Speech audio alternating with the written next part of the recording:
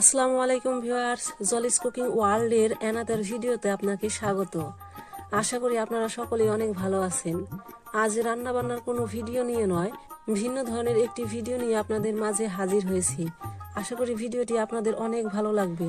ভিডিওটি শুরু করার আগে বলতে চাই, আপনি যদি আমার চ্যানেলের নতুন দর্শক হয়ে থাকেন তাহলে চ্যানেলটিকে সাবস্ক্রাইব করে পাশে থাকা বেল আইকনটি বাজিয়ে দিবেন, যাতে করে পরবর্তী নতুন ভিডিও সবার আগে আপনি পেতে পারেন।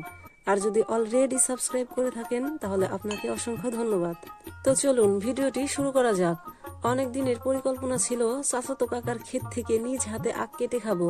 তাই পরিকল্পনা অনুযায়ী আমি ও আমার দুই চাচাতো বোন ছোট্ট ভাগ্নিকে সাথে নিয়ে পরন্ত বিকেলে বের হয়ে পড়ি আখ ক্ষেতের উদ্দেশ্যে, নিজ হাতে আখ কেটে খাবো বলে। আমাদের গ্রামটা বাইরে থেকে দেখতে কত সুন্দর দেখুন। পরন্ত বিকেলের সোনালী রোদ্রে এর সৌন্দর্য আরো দ্বিগুণ হয়েছে। চকের নিচু অংশের বর্ষার পানি এখনো শুকায়নি, যদিও আমাদের এখানে তেমন ভাবে বর্ষা হয় না।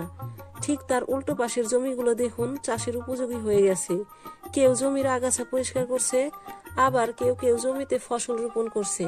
হাঁটতে হাঁটতে হেলিকপ্টারের শব্দ শুনতে পেলাম, তাই তাকেও একটু ক্যামেরা বন্দি করে নিলাম, পরে সে যদি আবার মাইন্ড করে, এই আর কি।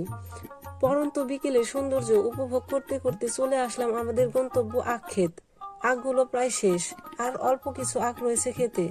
আমাদের গ্রামের বাজারে এই আখগুলো এক একটা বিক্রি হয় 30 থেকে 40 টাকা করে। আর আমাদের গ্রামের ভাষায় এটাকে আখ নয়, কুশুল বলে। আপনাদের আঞ্চলিক ভাষায় এটাকে কি বলে কমেন্টে অবশ্যই জানাবেন। কেমন দেখুন, মাশাআল্লাহ, আখগুলো কি পরিমাণে বড় হয়েছে, সত্যিই অসাধারণ। আমার চাচাতো বোন বুঝতেই পারছিল না কোনটা রেখে কোনটা কাটবে, কারণ সবগুলো দেখতে এত সুন্দর এবং রসালো ছিল।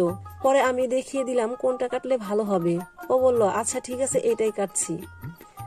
এই যে ইনি ইনি হচ্ছে আমার চাচাতো বোনের মেয়ে, মানে আমার ভাগ্নি। উনি এমন ভাবে মন খারাপ করে বসে আছে যেন বাগুন বিক্রি করে ওনার লস হয়েছে।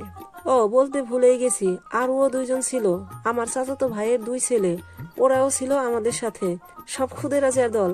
চাচাতো বোন বারবার বলছিল কয়টা কাটবো, আমি বললাম 2টা কাট, তা না হলে তো হবে না। পরে ও 2টা আখি কেটে নিল। আখগুলো কেটে সবাই মিলে ভাগাভাগি করে নিয়ে বাড়িতেই ফিরছিলাম, তখন এই লাউয়ের মাচাটা চোখে পড়লো। কি বলবো ভিউয়ার্স, আপনারাই দেখুন, মাশাআল্লাহ, কত সুন্দর ও অসংখ্য লাউ ঝুলে আছে মাচায়। যতদূর দৃষ্টি যাচ্ছে শুধু লাউ আর লাউ। যাই হোক, আজ এই পর্যন্তই। এতক্ষণ সাথে থাকার জন্য আপনাকে অসংখ্য ধন্যবাদ। সকলেই ভালো থাকবেন, সুস্থ থাকবেন। ভিডিওটি আপনাদের কেমন লেগেছে কমেন্টে অবশ্যই জানাবেন। ফি আমানিল্লাহ।